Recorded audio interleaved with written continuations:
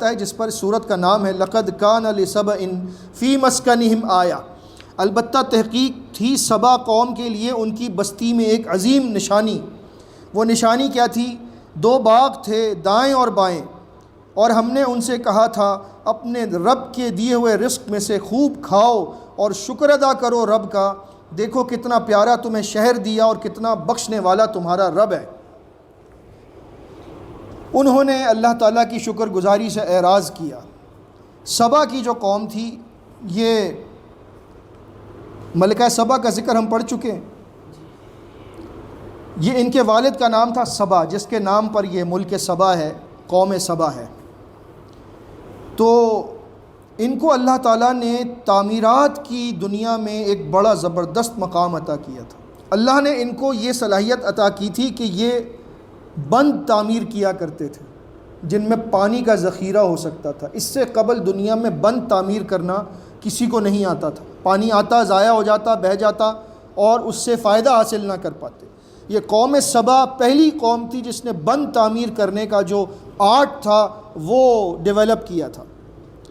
جب انہوں نے اللہ کی شکر گزاری سے اعراض کیا تو پھر ہم نے ان پر سیلاب بھیجا ایسا کہ ان کے بند جو تھے وہ ٹوٹ گئے، اور ہم نے ان کے 2 پھل دینے والے باغات کے بدلے میں ان کو 2 ایسے باغ دیے کہ جو بد مزہ پھل لاتے تھے، اور اس میں کچھ جھاؤ کے درخت تھے اور کچھ درخت بیری کے تھے تھوڑے سے۔ یعنی کہ اللہ نے ان کو جو نظام عطا کیا تھا آب پاشی کا، ایگریکلچر کا، وہ اتنا زبردست تھا، لیکن انہوں نے اللہ کی شکر گزاری کے بجائے ناشکری کی۔ اور ناشکری کیا کی، یہ اگلی آیت میں آ رہا ہے۔ یہ ہم نے انہیں بدلہ دیا ان کی ناشکری کا، اور نہیں ہم سزا دیتے مگر ناشکروں کو ایسی ہی۔ ہوا یہ، ہم نے قائم کر دی تھی ان کے درمیان اور ان بستیوں کے درمیان جن کو ہم نے برکت عطا کی تھی، کچھ ایسی بستیاں جو باہم بہت قریب قریب تھیں، اور ہم نے مقرر کر دی تھی ان میں منزلیں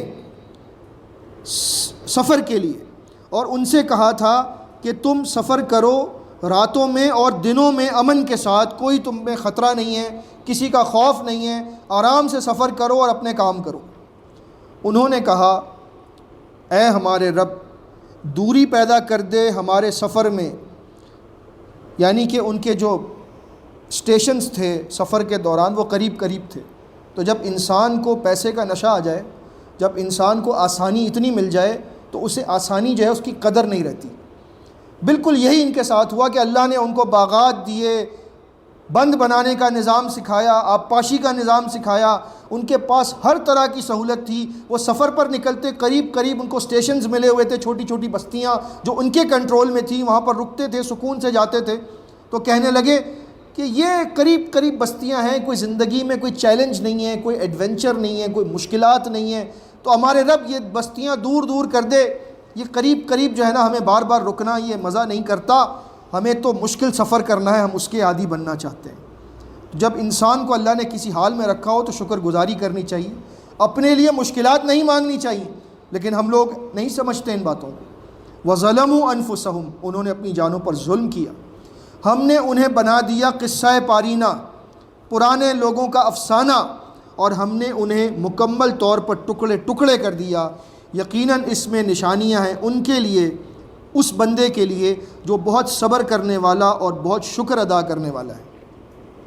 تو اللہ نے جس حال میں رکھا اس کا شکر ہے الحمدللہ۔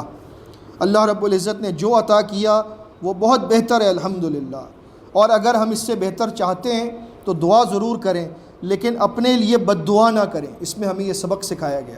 انہوں نے اپنی ذات کے لیے بد دعا کی، اور ہم میں اکثر یہ ہوتا ہے کہ جب غصے کی حالت میں ہوتے ہیں تو یا اپنے آپ کو، اپنے مال کو، اپنی اولاد کو انسان جلد بازی میں، غصے میں، غضب میں آ کر بد دعا دے دیتا ہے۔ نبی کریم صلی اللہ علیہ وسلم نے فرمایا کہ کبھی بھی اپنے آپ کو، اپنے مال کو، اپنے اہل کو بد دعا نہ دو، ہو سکتا ہے کسی وقت میں قبول ہو جائے، پھر تم پچھتاؤ۔ تو اللہ سے جب بھی مانگیں وہ مانگیں جو آپ کے حق میں بہتر ہے، ورنہ اللہ سے کہہ دیں یا اللہ جو میرے حق میں بہتر ہے وہ میرے ساتھ معاملہ فرما دے، میں نہیں جانتا، بے شک تو جانتا ہے۔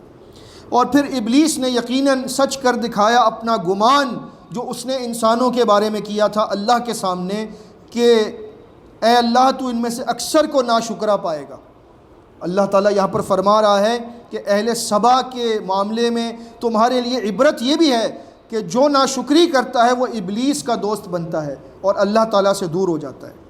تو لہٰذا انہوں نے ابلیس کی پیروی کی، الا فریقم من المؤمنین، لیکن ایمان والوں میں سے ایک جماعت تھی جو ابلیس کے پیروکار نہ بنے، اور یہ وہی لوگ ہیں جو شکر گزار ہیں۔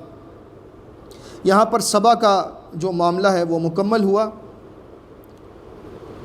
اس کے بعد آیات نمبر 21 سے لے کر 28 تک توحید کے چند دلائل ہیں، منصب رسالت کی وضاحت ہے، اور اسی پر سورہ سبا کا اختتام ہوتا ہے۔